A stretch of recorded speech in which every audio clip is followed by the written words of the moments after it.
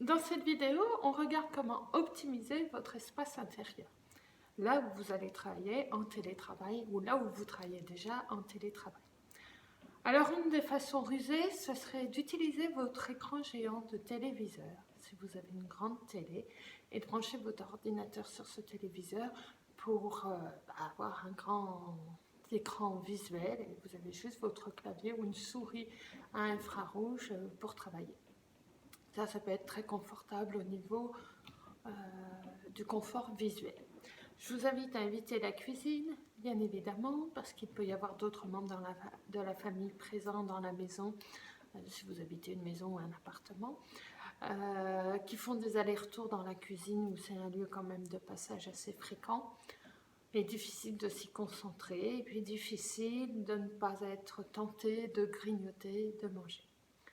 Au niveau de l'environnement, au bureau, surtout quand vous êtes fonctionnaire territorial ou que vous travaillez dans les collectivités territoriales, on vous explique que vous êtes dans un espace public, donc vous n'avez pas grande liberté pour décorer votre bureau.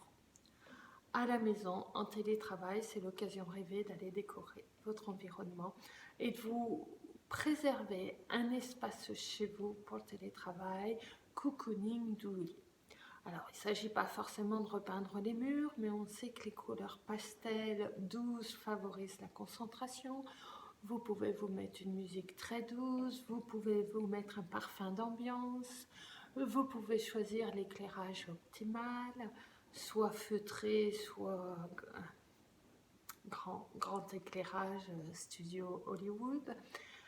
Différentes façons de définir pour vous un environnement attrayant, motivant, qui vous plaît, avec toutes les photos que vous voulez, puisqu'il n'y a personne qui va vous expliquer que c'est un lieu public.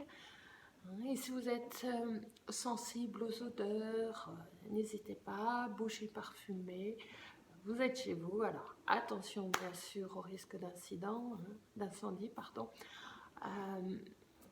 ou l'huile essentielle, et en tout cas créez-vous un environnement qui est motivant pour vous, avec vos valeurs, avec ce qui vous définit.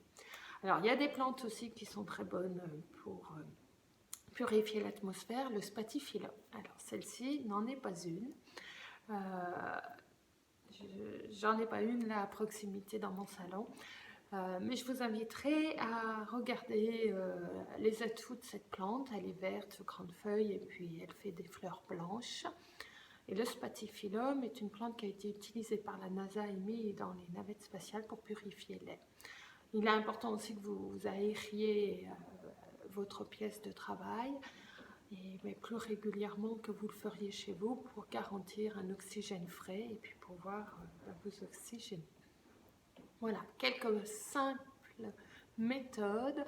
Créer un environnement, choisir la teinte, la luminosité, choisir les odeurs, choisir la lumière, les couleurs si possible, les objets pour vous sentir à l'aise et confortable. C'est le seul moment en télétravail où vous pouvez totalement être libre de définir votre environnement professionnel répondant à vos attentes, tout en respectant bien sûr la bonne posture pour éviter les troubles musculo-squelettiques comme nous en avons parlé dans une autre vidéo.